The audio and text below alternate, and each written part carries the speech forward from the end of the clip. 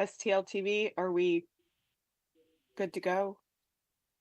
Yeah, we're good to go. They're ready. Okay, it doesn't look like the meeting is live.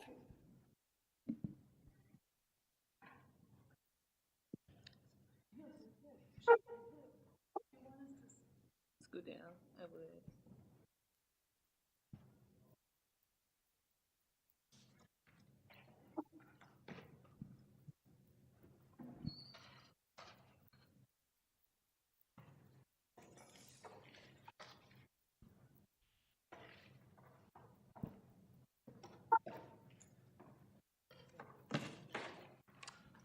Are we live?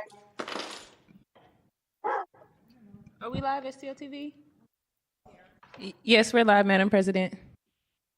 Okay, then I would like to call to order the meeting of the Committee of the Whole for Tuesday, May 7th, 2024. Madam Clerk, please call the roll. Alderwoman Schweitzer, Present. Alderman Oldenburg, Alderman Cone, Alderman Narayan, Here. Alderman Balmer, Alderwoman Velazquez, Alderwoman Sanye, Present. Alderwoman Spencer, Alderman Browning, Alderwoman Clark Hubbard, Alderwoman Keys, Alderwoman Tyus, Alderwoman Boyd, Alderman Aldridge, Present. President Green, Present.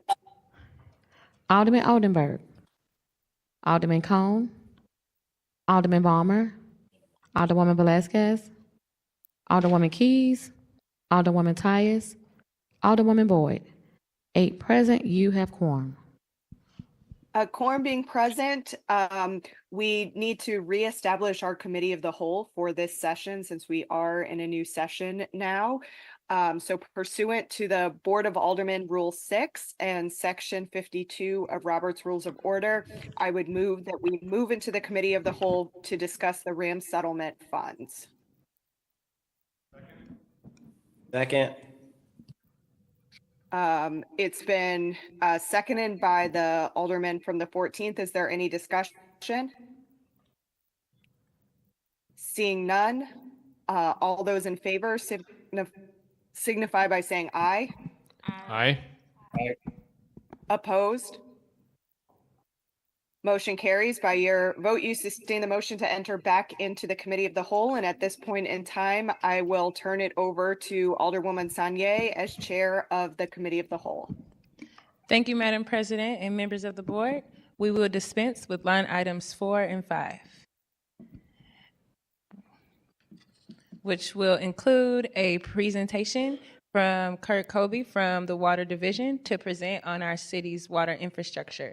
I will ask that members of the committee hold you all's questions until we get to line item 8.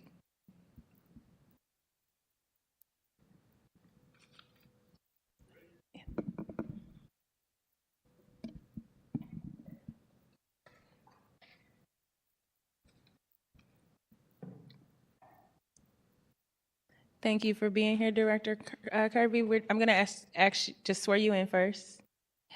Please affirm that what you're about to say here is the whole truth and nothing but the truth. I do. Thank you. And with that, you may begin. Okay. I'd like to thank the committee for allowing me to be here today to speak before you.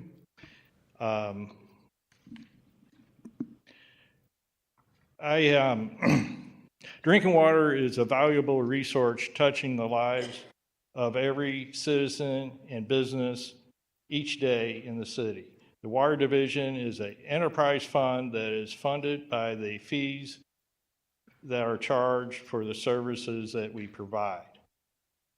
We have 2 water treatment plants, approximately 1,300 miles of water main with assorted valves, fire hydrants, and other attachments that we maintain and operate. I provided a couple of lists for you to see, to talk about some of the projects we have coming up. For the audience, I have some copies there on the table next to the sign-up sheet. The first one is the status of capital projects. We identified 14 of them that are a priority with us. I'll just briefly read through them, or the titles of them. The rehabilitation of the river intake at the Chain of Rocks Water Treatment Plant, that's an estimated $11 million project. Conduit number 1, main rehabilitation, that's a $6 million project. Hampton Avenue water main replacement / rehabilitation is a $5 million project. Substation power distribution upgrades at both of the city's 2 water treatment plants, $6 million. Replacements of pumps, motors, and controls at the plants is $15 million. Small diameter water main replacement, and this would be spread throughout the city, is $20 million. Replacement of water mains in East Grand, that's $1.2 million, and we have obtained or seeking to obtain funds from the city ARPA funds to do this project. We have a water main in vacated Lawton Place and Teachers Drive that needs rehabilitation. That's $1.5 million. Conditional assessment of transmission conduits. This is from our Howard Bend plant in Chesterfield into the city. That's a $4 million project. Howard Bend water treatment plant electrical relocation, a $2 million project. Rehabilitation of a softening basin at the Chain of Rocks water treatment plant, $3 million. Rehabilitation of the Chain of Rocks filter plant under drains. We have 40 filters up there that we need to renovate, and this project is $10 million. Renovate the 2 river intake towers at the Chain of Rocks treatment plant, $15 million. And lastly, on this list is emergency backup power at our 2 water treatment plants, $30 million. And all but one of these we are currently seeking a funding source for. In addition to this list, I have included a list of projects that we have done and funded through our revenues, our annual budget. And a lot of these projects are things that broke that we need to repair to maintain service to our communities. And I'm not going to read them all. I provided them for you. But in general, these are pumps at the treatment plant, intake refurbishment at our Howard Bend plant, SCADA, that's the control and data acquisition system at our 2 treatment plants, and distribution system, and some other miscellaneous projects.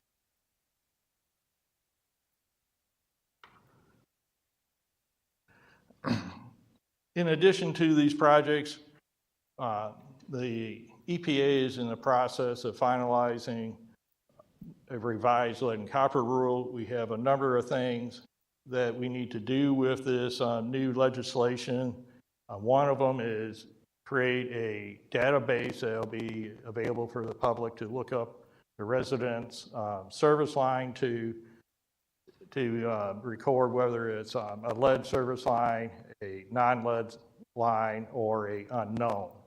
And we have the database structure, but we have like 60,000 unknown service lines. We don't know what materials they are.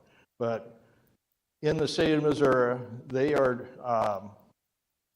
managing some federal dollars actually to help with this, utilities with it, and we have applied for grants for a number of projects to help with this. Is the lead service line inventory grant. We have a $200,000 grant. We're seeking a $400,000 additional $400,000 for the inventory. We are seeking a $50,000 grant for a lead service line replacement plan and a lead service line replacement grant of $5 million. And we anticipate that additional monies will be made available from the state for these efforts, and we will seek them when they become available to apply for.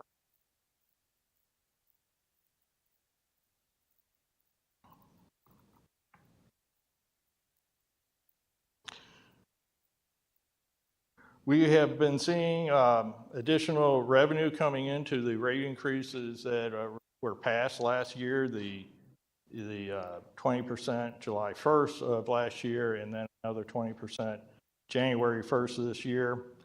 We are seeing probably around $8 million money coming in currently on this, but we have not seen the full benefit from the January rate increase because of our way we bill quarterly.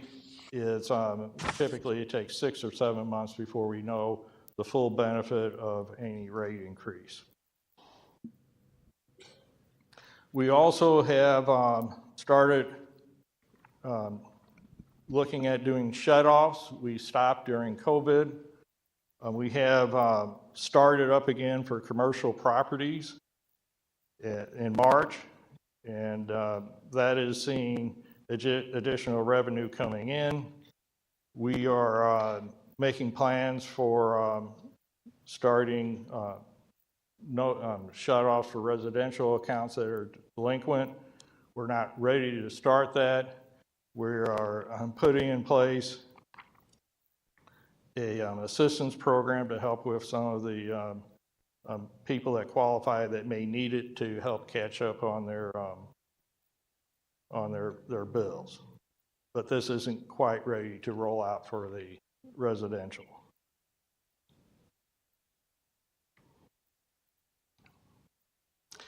The water capital projects that I listed, that's $128.5 million worth of capital improvements that we need. In that alone, there's moving forward in the future, we'll need additional funding for that.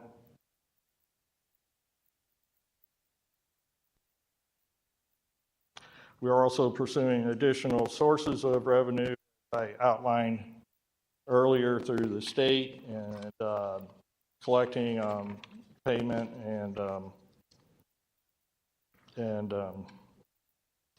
other grant opportunities as they become available. The RAND settlement represent an unprecedented opportunity for the city. The promise idea of potentially using the RAND settlement funds for a municipal endowment fund is interesting. Such a fund with its promise of annual income could be beneficial to the water division as well to all the city's infrastructure needs. This would be a win-win for the city of St. Louis and be helpful for us. With that, I'm open and available for questions.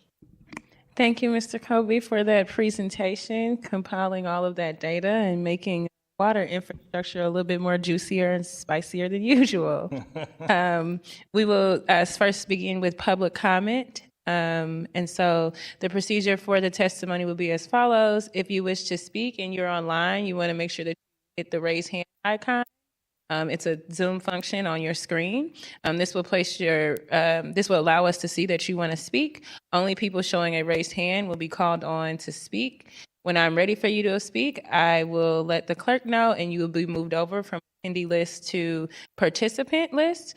And then you'll be moved back over once you are done. I'm going to ask you for your name and for your ward number, and then swear you in. So for each person, I know this is a little new, but we are going to have to swear in on a one-by-one basis. So as we pull you over each individual, I'll ask you your name, your ward number, and then once you give me that, I will proceed with swearing you in. And with that, we can go with the first speaker.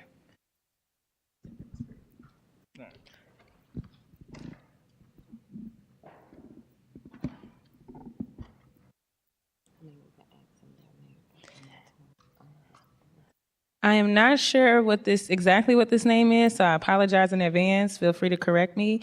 Andulo? Mayandulo? I can't. Okay.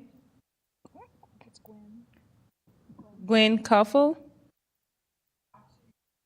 Gwen Caucho?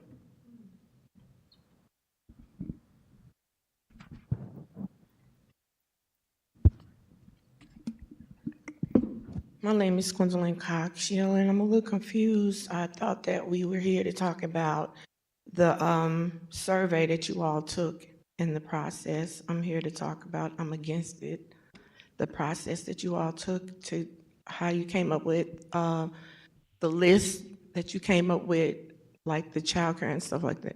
Okay, so each speaker will have 3 minutes. Today's topic, as a result of the surveys and the requested, one of the top responses was water infrastructure, so that's why we brought Mr. Scobie out to give a water presentation, but I'm not gonna tell you what you can and can't say for Okay. your 3 minutes. So if we've got your name, just give me your ward number, and then I'll get you sworn in, and you've got 3 minutes. Gwendolyn Coxiel, Ward 10.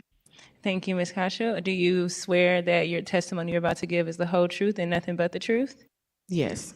Thank you. You may proceed. Okay, I want to talk about the outreach. I wanted to know what kind of budget that you all had for outreach. I didn't see the survey until 3 days after when the survey was closed. I felt like the people who knew about the survey had a better opportunity to take part of that. A lot of people voted for infrastructure. Of course they will, because they would do that. I lost $1,000 running over a pothole. And the city streets are horrible, and we've been promised that the streets were going to be taken care of. I know when Lyda Crucian was in office, she made a deal with Spire that she was going to pave over the holes that they're putting all over the city. It looked like patches all over, but she left office and threw that over, I guess, to Tashara's budget. But I want to know about the budget that the city has. Everybody talking about a budget for infrastructure. What happened to the budget for 2022, 23, and 2024? I haven't seen any of that done. Like I said, I don't like the process was done because we was promised money for infrastructure on the ARPA funds. But I'm here, since I'm talking about recreation, that's what we wanted. 740 Union, the old Demetrius Johnson building is empty. In 1968, the Jewish community donated that building to the city for $1. And in the deed that I found in the city hall, said that building is to be used for recreational center. I'm trying to figure out why is all this money going to other recreational centers, and our recreational center that's close to the Delmar Divine is being neglected. And I say because we got a double basketball court, 2 handball courts, an indoor swimming pool, a gym, and an auditorium. 15 rooms, and we used to have a restaurant on the top level that they're being neglected, so the developers come in and purchase it. Our building, our recreational center is just like Walls and everything else. We want the city of St. Louis to reopen the West End Community Center.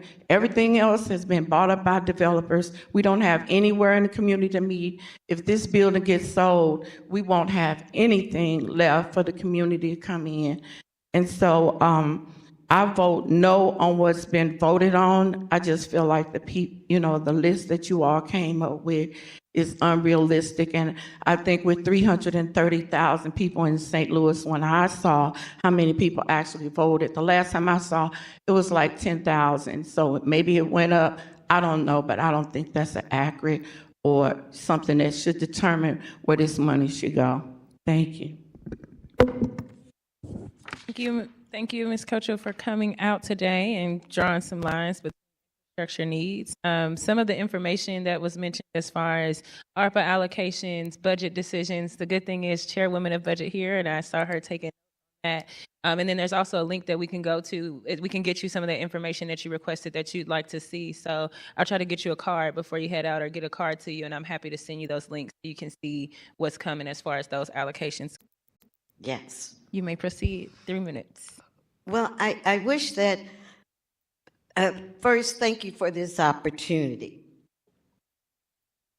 I wish that Director Scobie had given us more of his background in terms of the water industry overall. So, Director, how long have you been Director? Miss Laura, you can't ask any questions to him directly, but you can, in your 3 minutes, you can say what you want, and I'll ask when he comes back up for other questions we can ask. Thank you. You're welcome. Because I really feel as though your view of the water industry is very narrow. And I think that water infrastructure is one of the most dynamic topics on the floor. I got a little jingle. I've been sitting around thinking about my water bill. It's such a bitter pill since it's based upon the size of the crib. And I think our infrastructure bill should definitely include the implementation and the installation of water meters as a part of a viable business plan that states that providing the best service to the consumer is one of the most essential criteria. So it is very disheartening to see this very elementary presentation from the director of the water department. I mean, all of his needs are in the billions of dollars, but the grants are in 50,000. It doesn't like he has a realistic view. And from the literature that I read from the American Water Works Association, which I am a proud member of, the system is oozing with grant money.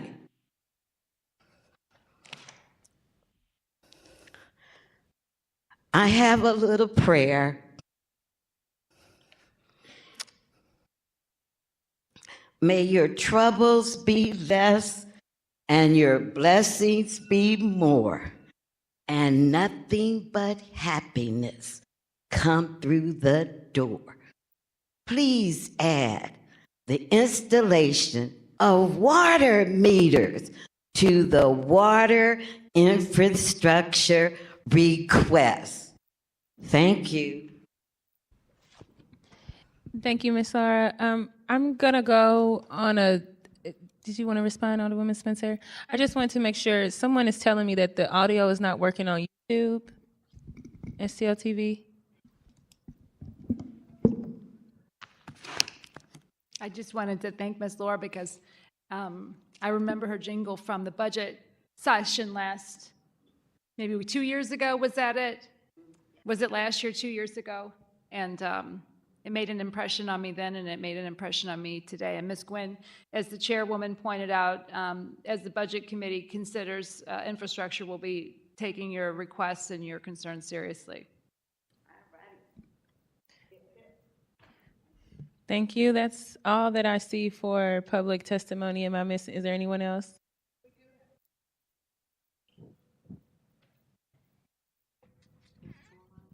We have 2 speakers online. Excellent. We can proceed with those individuals.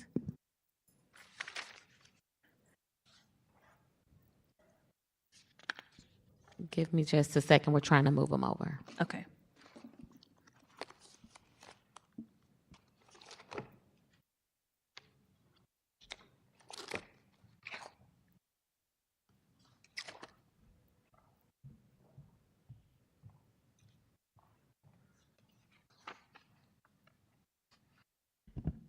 Madam Chair. Is everyone else here just for fun? No? If there's anyone else here present that would like to testify, just make sure that you let us know so we can get you on this forum. Is there anyone else that would like to testify? Is there more than one topic? You get 3 minutes. You can say whatever you want to say. You want to do it? Is it, Madam Chair, is there another topic? Just water. Just water.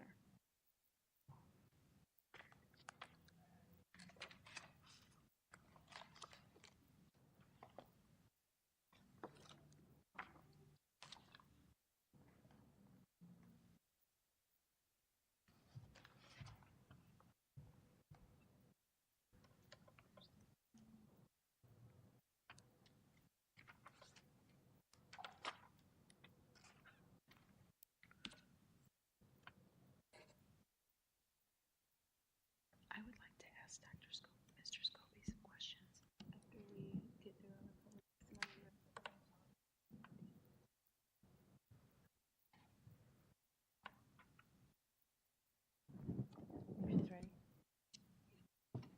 All right, Ms. Snowblad, you're going to say your name, your ward number, and then I'm going to get you sworn in. Okay, perfect. Thank you so much. Hi, my name is Lindsay Noblat, and I'm calling in from the beautiful ward, the 6th ward, from the Shaw neighborhood. Thank you, Ms. Snowblad. And do you affirm and attest that everything you're going to say here is the truth and nothing but the truth? Yes, ma'am. Excellent. You may proceed. You have 3 minutes. Thank you so much. Thank you, everybody, for your time and effort for putting everything together to have this hearing for the public, especially for the city of St. Louis. I wanted to first and foremost thank all the residents for all of their feedback. And I couldn't be more excited about one of the top 5 being selected as free subsidized childcare for the city of St. Louis. I have been an active member in the advocacy community in early childhood education for close to a decade, and currently work at Southside Early Childhood Center as the Director of Advocacy and Community Partnerships. As many of you know, we are the oldest childcare facility west of the Mississippi. We've been serving children since 1886. This has been a need in our community for a very long time. And we know parents are up against everything right now to try to pay and try to work and try to get access to high quality childcare. So I would ask that we continue to have this conversation within this committee on how we can best allocate some of the funds to truly support our moms and our babies to ensure that many more have access to high quality care. And this is setting up our city for success. Because when we invest in our children, we invest in our city, in our region, in our state as a whole. So thank you so much. Thank you, Ms. Snowblad. I'm only upset that you didn't mention that the Southside Early Childhood Center is in the 7th ward, but I agree with everything else in your testimony. So sorry. I am a current city resident in the city of the 6th ward, and Southside is located in the 7th ward. Thank you. You're welcome. No bias. Is there another speaker, Madam Clerk?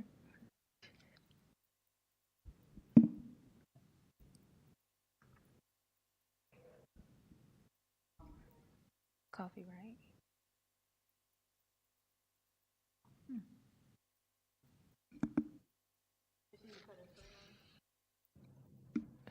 Ms. Wright, if you can hear me, are you able to cut your screen on? Cut your camera on? Yes, I can hear you. Thank you. You're welcome. Okay, could you, Coffee Wright, if you could just repeat your name, say your ward number, and then I'll get you sworn in.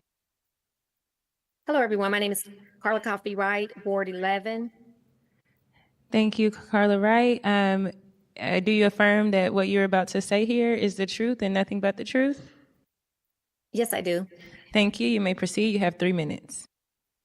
Okay, hello, everyone. I would hope that we don't use the money for the water division. I believe they're charging too much. We have too many people that are being charged as myself. We're charged for the same amount of money as our next door neighbor who may have 900 people in their house, but because of the size of our home, we're charged the same price, and that is totally ridiculous. We're not being charged off of the usage of the water, but we're being charged a flat rate. And it's crazy because I'm seldom at home. I'm always in and out of town. I'm always working. I don't use a lot of water. And I think it's ridiculous that I have to pay the same amount of water bill as my neighbors, and they may again have 900 people in their homes. I agree also with Ms. Cotshield that some of this money, we have a ridiculous crime rate. The crime rate is higher than it was last year this time. And we need these rec centers open throughout St. Louis. And that rec center that she's speaking of was the old Demetrius Center. And they do need to focus on putting money into that center before a developer come and get the center, because those children over there don't have anything and it's too far for them to walk to Woes. Not only do they need to put money into that center, but we need to open up more centers throughout the city if possible. Last but not least, they can also consider anyone with a small business that is registered. Divide money equally among the small businesses opposed to playing any, meeny, miny, mo on what businesses receive funding. Because too many of these businesses don't live in the city, and they may have a business in the city or have an idea of putting a business in the city, but the county have already gotten, I mean, it was over $7 million, and we only end up with about $2 million of the Rams money or whatever. I mean, the county got theirs, the attorneys got theirs, and whoever else had their hand out. And so we keep putting money into other people that's coming to our city, taking advantage of our money. And I think that's foul. I don't think any small business should be overlooked. So that's my thought. And I appreciate you for allowing me to share it. Thank you very much. Thank you for joining us today, right, and for giving us valuable input. I believe we have an additional speaker online, Ms. Rogers.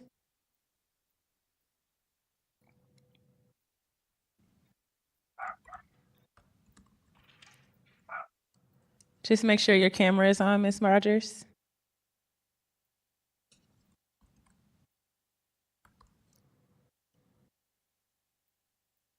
I'm going to go to the next speaker and we'll circle back. Bassman. Oh, I'm sorry. Hi, Ms. Rogers. If you could just say your name and your ward number. I think you're on mute.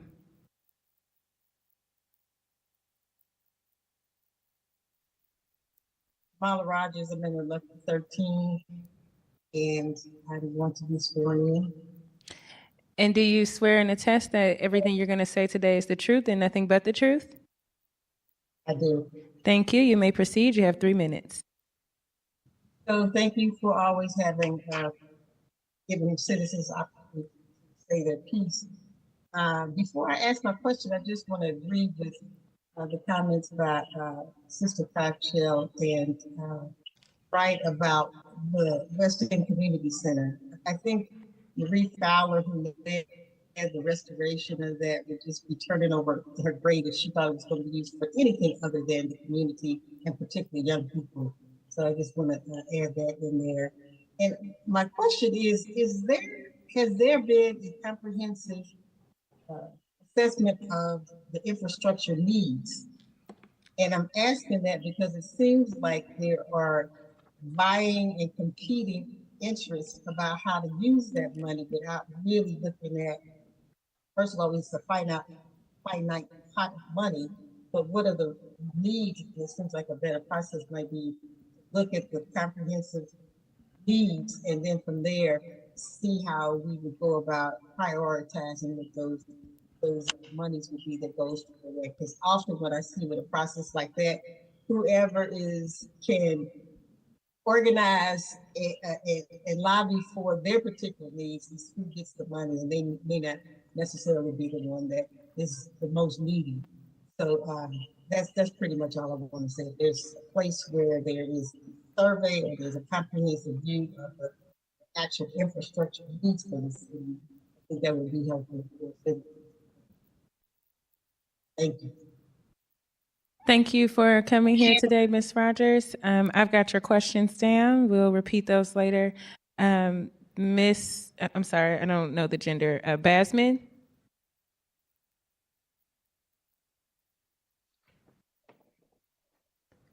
Good afternoon. Yes, I am Basmin Red Deer of the 10th Ward.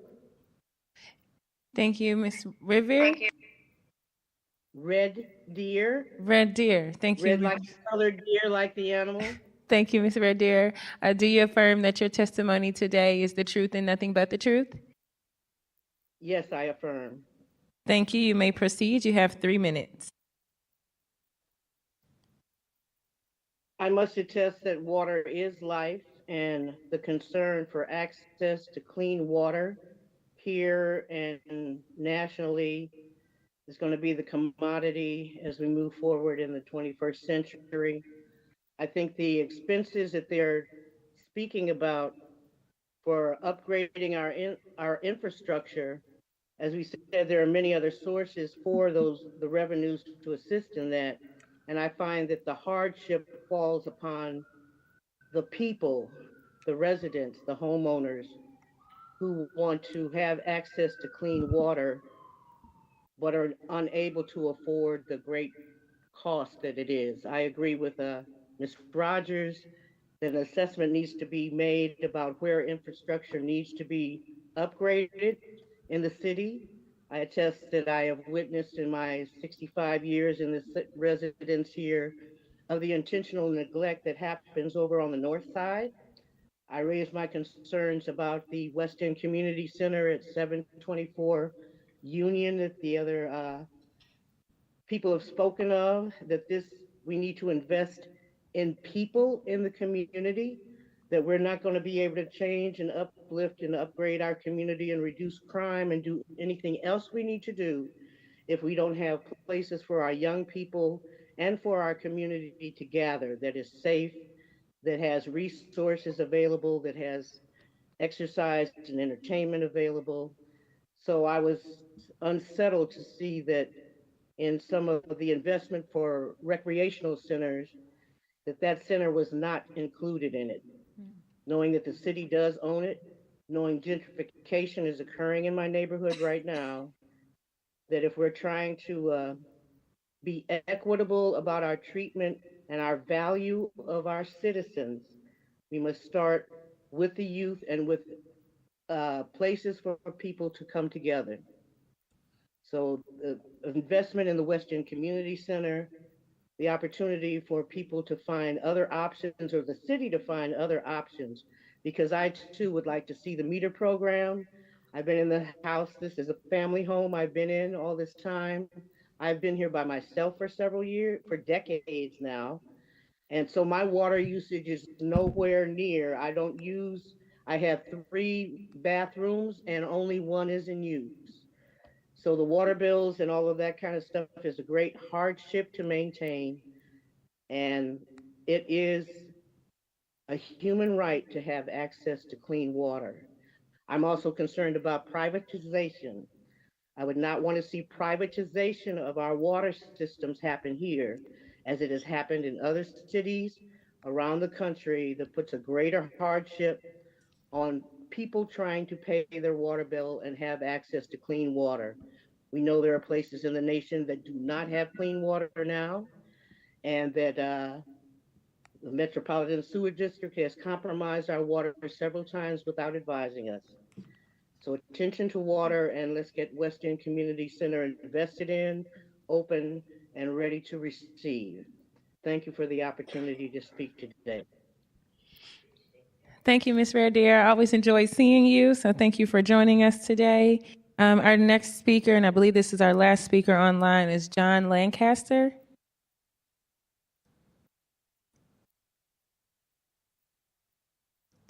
If you, Johnson Lancaster, if you could cut your camera on.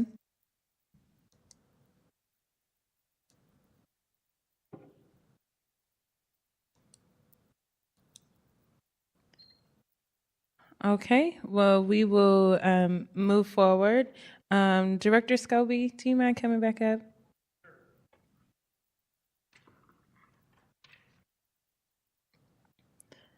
Thank you. I'm just going to ask you the questions that the public raised, and then we'll let the alders go in order of seniority to ask their own questions. Do you mind just telling us, I know a little bit about your background because I've gotten to have some conversations with you, but could you share with the public a little bit about just your experience and background? Yes, I have a BS degree in civil engineering. I have a master's of science in civil engineering also.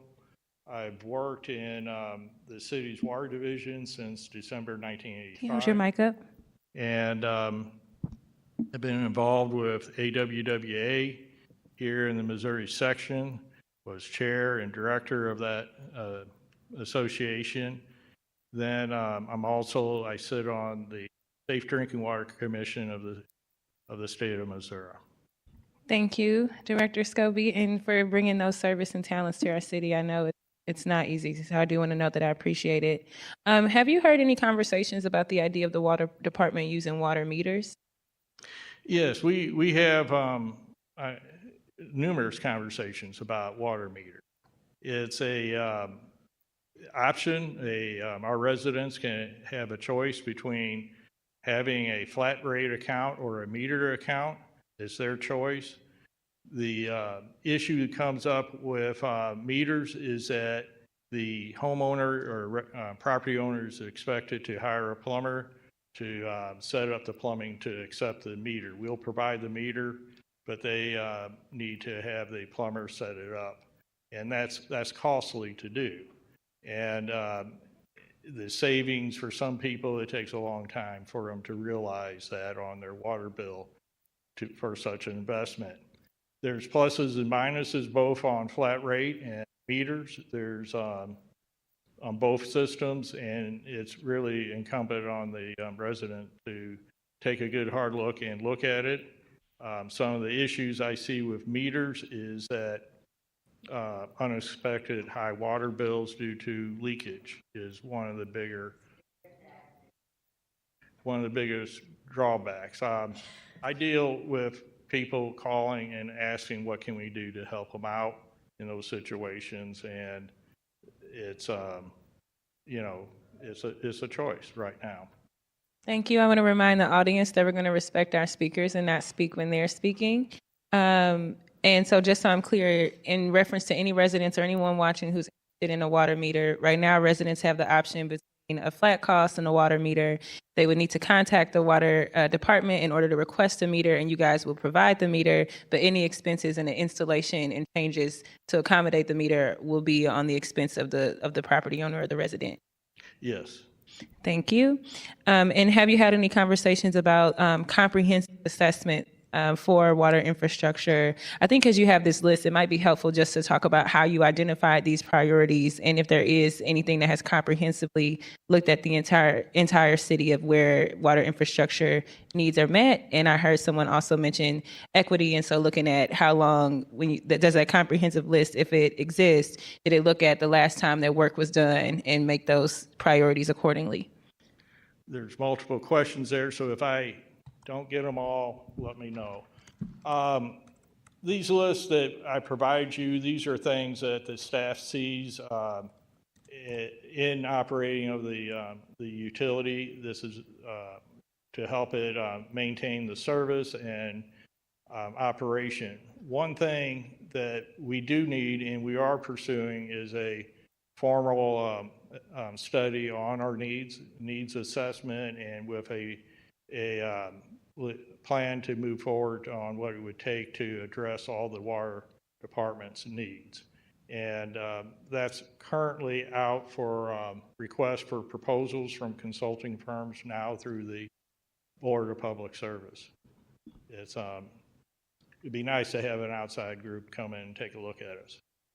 Thank you. So that I'm clear, the public is clear, you're saying that there's an RFP out right now for the comprehensive assessment? RFQ. Oh, sorry, RFQ. Yes. Thank you. And I think the last thing that was raised by the public, we are a public water company, and are there any conversations about privatization? None that I'm aware of, but I've been here a long time and it keeps resurfacing every now and then.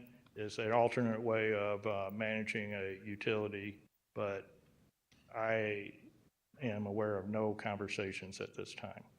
Thank you. I hope that suffices our public with you all's questions. Again, any questions you do have additionally, always feel free to email, and we can raise them here. And we also have a public infrastructure committee, both the chair and vice chair here, and I know that they are ongoing having conversations. So with that, we will go through the alders in order of seniority. And so that means we'll be starting with Alderwoman Spencer of the 8th Ward.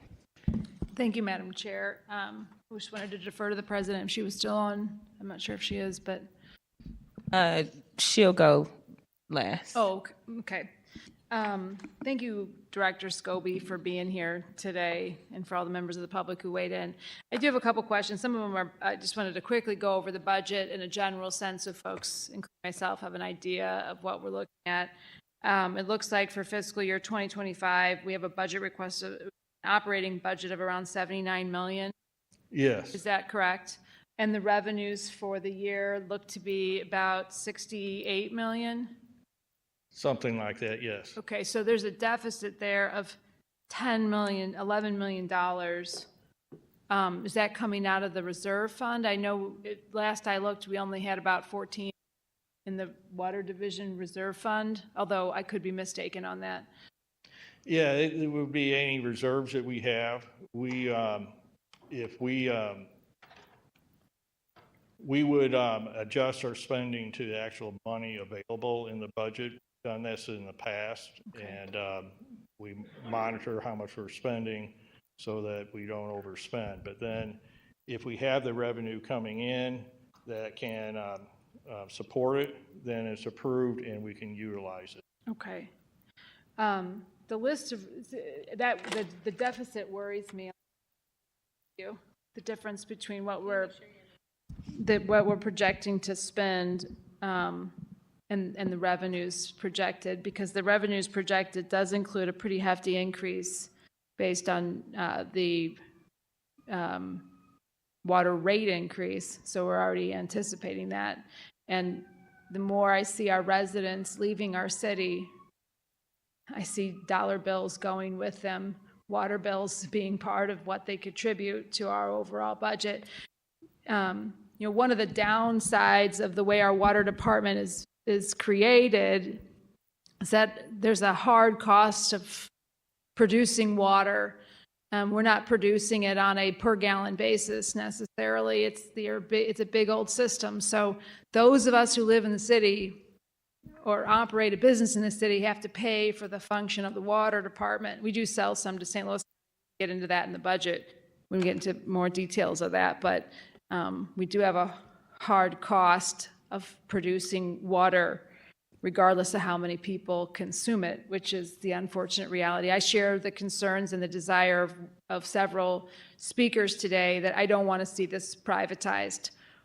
Access to water is going to be one of the world's most valuable resources as climate change and other things take place. It's imperative that we keep our water department. And so the next set of questions I have for you, I don't want to be confused. I want to make sure that my intention here is to make sure that our water remains public, remains the high quality that we have, and that every resident in the city has access to it. This list of capital needs are not small.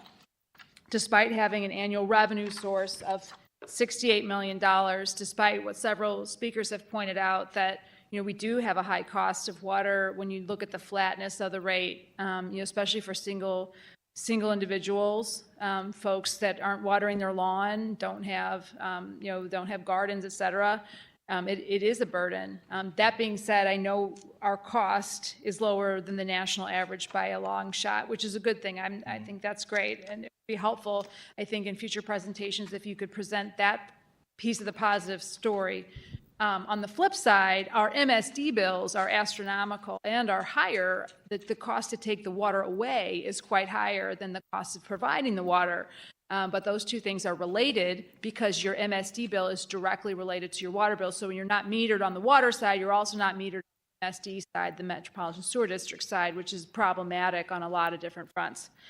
This list of capital needs, I don't disagree that any of these things are necessary. Can you, one thing that's missing total, and I'm sorry if you mentioned that and I don't see it somewhere, but what is, I tried to add these up and then I got lost. It was $128.5 million. $128.5 million. So that would be essentially 3 years of revenue. And that would be that's a lot. And we're not currently producing excess. One of the questions I've had over the years, in 2000, I just saw yesterday, I believe, that the Biden administration announced a $3 billion federal program to replace lead pipes. You alluded to that, or at least some of that money in some of the requests for the $50,000 for the plan, the $5 million that we're requesting to implement it. My calculations say it'd be about, if we got the national average, we'd get about $3 million total. I'm glad we're going above and beyond what that would potentially mean as far as a population estimate. One thing we haven't discussed, and you didn't discuss here, was that in 2019, when Biden was first elected, 2021, excuse me, when Biden was first elected, the Biden-Harris administration announced a $111 billion water infrastructure plan. My math, given the population at that time, which unfortunately is higher than it is now, I think it was around 300,000. We're now at about 280,000 US residents. But I calculate that our share of that $111 billion to be around $110 million, which would get us pretty close to the $125 million need list. Did the city of St. Louis receive its fair share of that $111 billion water infrastructure fund money that was announced in 2021? I don't know if it's all been distributed. I don't follow that intimately, but at the time there was large announcements, there was large tours from the national representatives of the EPA, Congress, our mayor, everybody else was down at the water department saying what a great day this was and how much money the city of St. Louis was going to get. And it's my understanding that we've received around 220,000 of what I calculate to be our fair share of 110 million. It's a long-winded question, Director Scobie. How much money have we gotten out of that $111 billion? Well, the money that we're getting from the federal government, that they're providing with the ARPA and Build America plan, infrastructure plan, that is administered, it comes from the feds, it's administered through the state of Missouri to distribute it to the utilities. And my list there, what I provided is what funds that we have gotten. And so it's the federal rules and processes, but then you also have the state processes of doing it too, that we're applying for these funds when they're available and under these guidelines. And this is what we've gotten so far. So how much have we gotten so far? You said we've got some, I see here we've got some of this East Grand funded through ARPA. But I'm sorry, Director Scobie, I keep wanting to call you Director Scobie, but where are the projects that have been funded out of that federal pot that is outside of the ARPA funds that we received, but was part of this federal program specifically for water infrastructure? Well, some of these are the bipartisan infrastructure law funds that I've listed there. But we don't have. I'm sorry, Director Scobie, where are you looking? I'm looking at the state funding. So some of the item 1 grant, that is $200,000 that came out of ARPA that's administered through the state. Where are you looking, Dr.? What number? Well, on the document. I'm looking at this capital project needs, and I've got. It may be the last page. I can get you. Say that again. It's 14. Are you referencing 14? What I have here is a letter from your office that includes a project list. Oh, I see what you've got here. We've also got a funding for these projects that's come through the water, and we've got some things that have been completed. That was not part of this capital needs list, part of this letter list. Okay. So you've got supply and purifying, replace 2 line feeders. Is that what you're looking at, the $225,000 in that? Completed in fiscal year 2024? That came out of our regular budget. I'll look wherever you direct me to.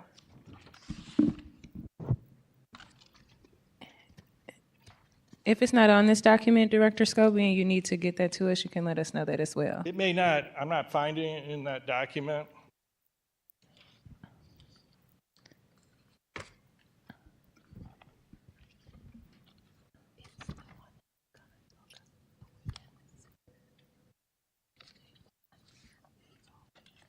While we're looking for this document, I failed to recognize, Director, All right. because you're getting railed on a lot, and we're all very frustrated with the water, but the water is delicious. Thank you. And I really do appreciate that. Yes, well, you look at our source water, it doesn't look that way, but they actually good. No, it actually doesn't. Look at it in the river where it comes from, Yes. and you take all that brown right out of it. We're grateful. Do you need more time to get the information that Alderwoman Spencer requested, Director Scobie? Yeah, I think so. I apologize. I thought I had it in the package No, that's okay. and apparently it didn't get attached. But I can provide that as a follow-up. Yeah, and I There's can. going to be a board bill coming to the board to accept these funds from the state of Missouri. Okay, how many funds? It is a $200,000 grant, additional $400,000 grant, a $50,000 grant, and a $5 million grant. Okay, so we're looking at a total of around $6 million? Yes. Okay. My concern is that just based on an average, if you look at 111 billion and you divide it by the population of the United States, and then you multiply it by the population of the city of St. Louis, you get what our weighted average based on population would be. I calculate that to be around 110 million, depending on the population and our loss. But 6 million, while that's considerable, and I'm glad we're getting that, is a fraction of what I believe to be what our fair share of that would be. And that was really designed to help communities in great need. And I would argue the city of St. Louis is in pretty high need. And so I want to make sure that we are getting our fair share of those federal funds before we start applying. The concern I have about the RAMS money, we run this money because we lost the RAMS. And the RAMS provided a very large income stream to our city. Mm-hmm. They provided tourism, they provided all these other revenue streams. And now we've got this stupid dome that is a drain, and it's also a big, eyesore as far as I'm concerned. I know it's being used to some extent, but at the end of the day, we have this giant building that was built for a team that's not here. So it's also a liability in a lot of ways. And if, we've got to figure out a way to drive revenue out of those funds that we are awarded specifically because we lost the revenue of the RAMS. So we have to be thinking about our future.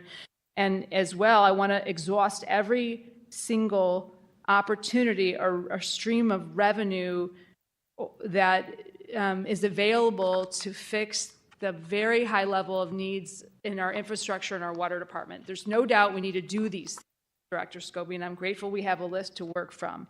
We just want to make sure that we're exhausting the possibilities of funding it. So if we could get the list of, it sounds like we're going to have a board bill coming through for the 6 million, but I want to know where the list of funded projects out of the state of Missouri is.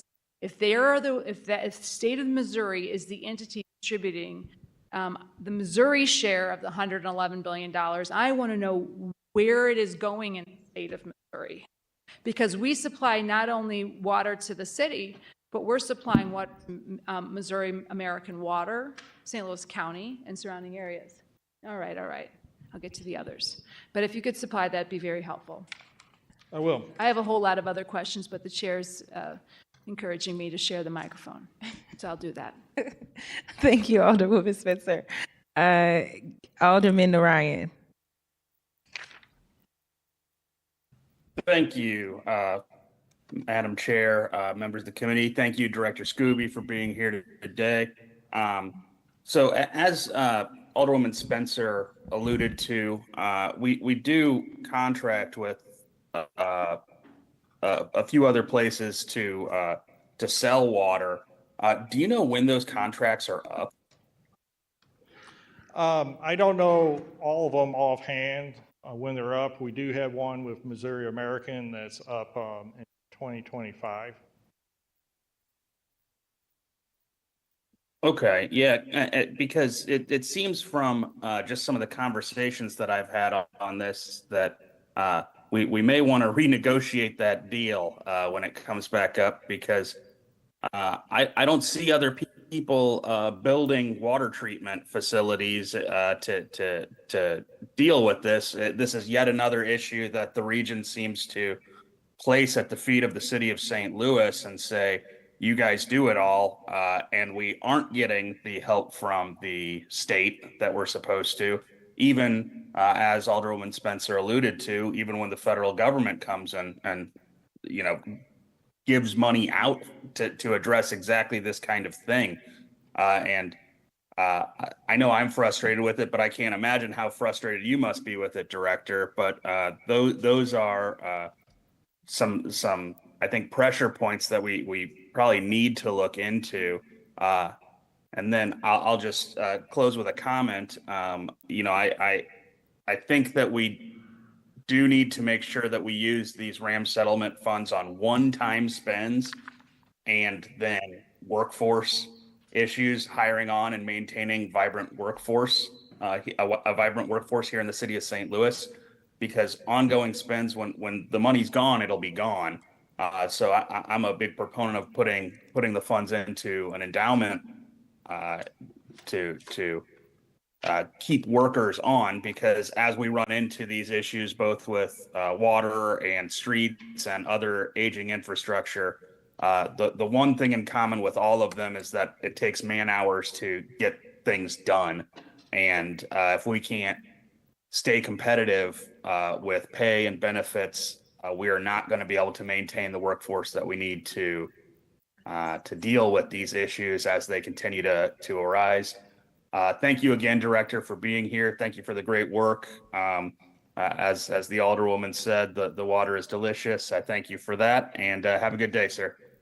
Thank you.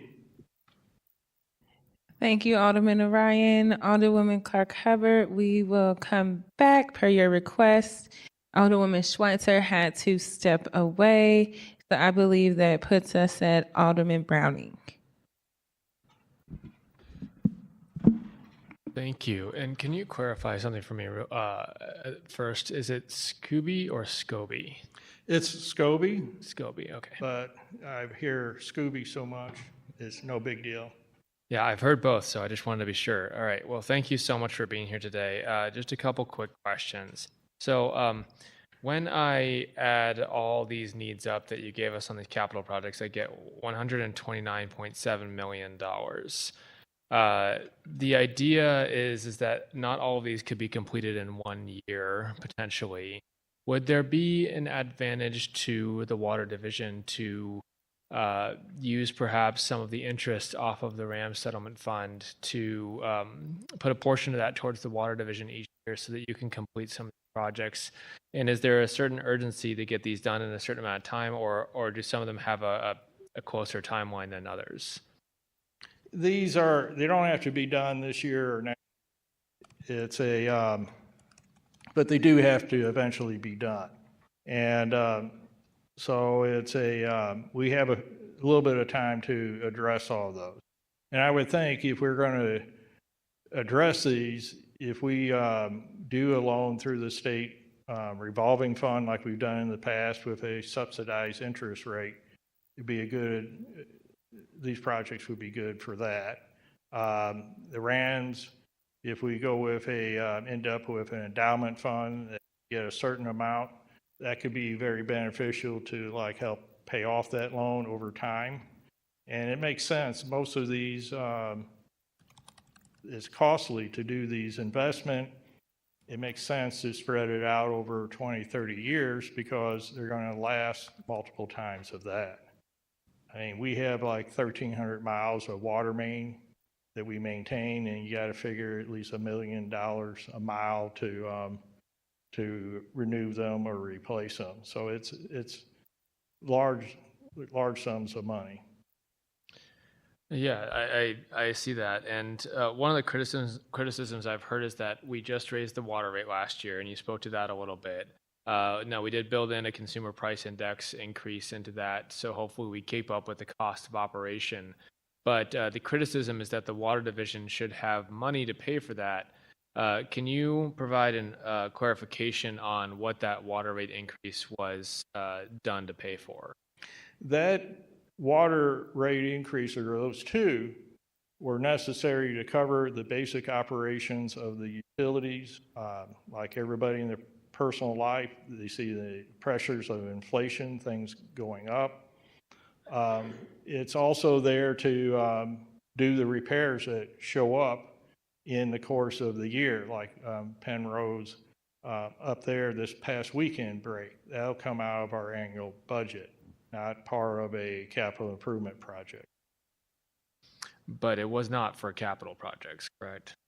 Right. Overall, it's not. We're hoping to get maybe a loan with this additional revenue.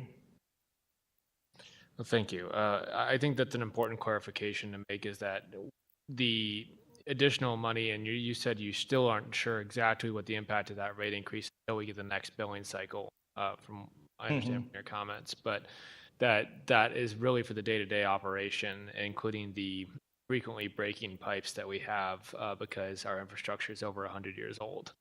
So I really appreciate that clarification. Last question I have for you is, when I had the opportunity to tour the water treatment plant at the Chain of Rocks last year, I really appreciate that opportunity because it helped me understand a lot of how our infrastructure works.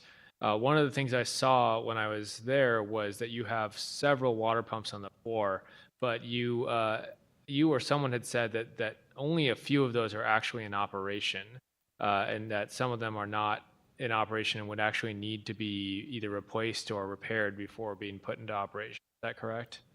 Well, it's a moving situation, because when we do have a pump fail, we will repair it and put it back in service. So when we do that, it's back in service. Our goal is to maintain them, but they're at their end of their life expectancy at 60 years old. So we're seeing them fail at a more frequent rate, and those aren't pumps that you can go down to the store and buy off the shelf to replace. And then one comment you had made to me is that while we do have a population that's about a third of what it used to be, that the water division has to maintain a certain amount of pressure through the system in order for it to continue working. So even though we have fewer people to service, we still have to create a certain level of service in order to keep that system functioning. Mm-hmm. Yeah, there's some base costs, fixed costs, like the treatment plants and the distribution system. The cost doesn't really change a whole lot with the population. If a lower population, you're treating less water, so you save on chemicals and electricity, but you still have to staff the treatment plant the same as you would if we had our old population. That's where the wholesale accounts come in handy. That we have excess capacity, we can sell it, water to them, and we bring in $5 to $6 million a year. That's money we can utilize to help our operation and also deliver our service to the citizens of St. Louis. Well, thank you. I appreciate that. And thank you again for the work you do. I don't have any additional questions. Thank you. Thank you for those questions, Alderman Browning. Alderman Aldridge. Thank you, Madam Chair, members of the committee, and thank you, Director, for being here. Just for clarification, since we are online, and I know we're talking about infrastructure, but solely focused on water right now. The Water Division did just get, I would say, correct me if I'm wrong or if I'm right, Director, you guys just did get a nice amount of money from ARPA, as well as you said, there's a potential board bill where we'll be getting additional funds from the state, correct? Yes, the board bill will be allowing us to accept those grants that the state has will qualify for. Gotcha. No questions. I'm happy Alderman Brown brought up most of my questions, and I just wanted to plug, as you mentioned, there's been a lot of horrible water main breaks that have been happening across the city of St. Louis, especially the one that just happened in my ward at Blair and Penrose that was out for about, or that was going on for about 3 days. Understand it wasn't just a pipe bust, but also a valve bust. But no questions. Just wanted to put that comment out there. Thank you. Thank you, Alderman Aldridge. President Green.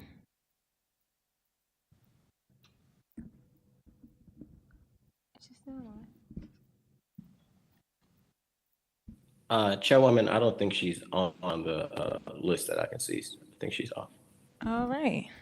Well, I don't have any questions. I would just give a thank you to you again, Director Scobie, and I want to apologize too for my St. Louis accent and saying it wrong. I'm so sorry. But thank you so much for being here. I know that you have a tireless job. I know that there are a lot of unique but universal struggles across departments, and I think that us having this conversation today will better equip my colleagues and I to move things forward that can help, especially for as our water division. And with that, I just want to make sure we don't have any other questions and that President Green wasn't wanting to cap off, so just 1 second.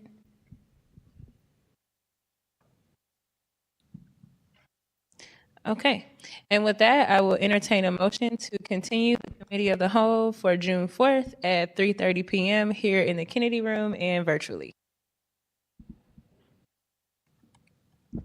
So moved. So moved. Yes, so moved. Yes. All right. It was moved by Alderwoman of the 8th and seconded by the Alderman from the 9th. Thank you. That we reconvene June 4th at 3:30 p.m. in the Kennedy Room and virtually. All in favor, please signify by saying aye. Aye. Opposed? Aye. Motion carries.